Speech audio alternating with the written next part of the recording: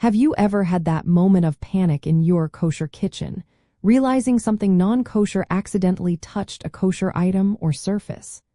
It happens to the best of us, and understanding how to evaluate the situation can save you a lot of worry and effort. When you encounter an accidental non-kosher item use, the key is to assess several critical factors immediately.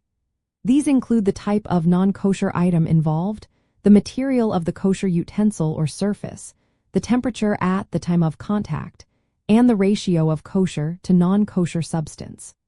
This careful evaluation helps determine if the kosher item is still permissible for use.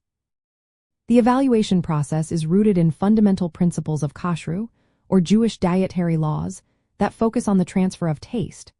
A major concept is that of batal bishishim, which means nullification in 60 parts. If the non-kosher item is less than 1/60th of the kosher item, its taste is considered nullified, making the kosher item permissible. This principle primarily applies to liquid or soft foods where tastes can readily mix.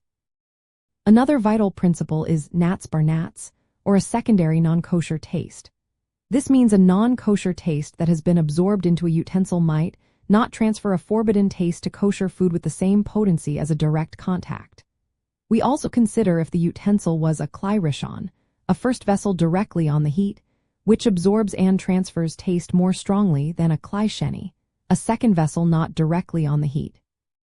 To practically evaluate an accidental contact, first identify the non-kosher item. Was it meat, dairy, or something else entirely? Then, consider the material of your kosher utensil. Porous materials like earthenware are more likely to absorb taste than non-porous ones like metal or glass. Next, assess the temperature.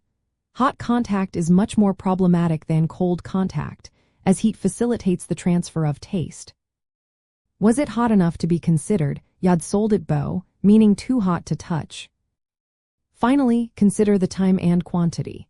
If the contact happened less than 24 hours ago, and the non-kosher item was a small amount compared to the kosher item, there might be room for leniency.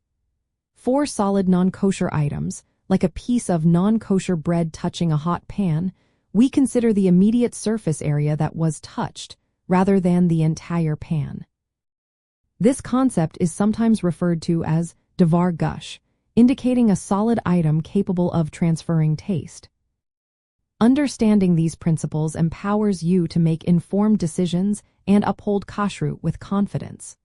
While these guidelines provide a general framework, remember that specific situations can be complex. Consulting a rabbi for a definitive ruling on your unique scenario is always the best approach, ensuring your kitchen remains fully kosher and your peace of mind is preserved. If you love kosher living, like, subscribe, and join our table.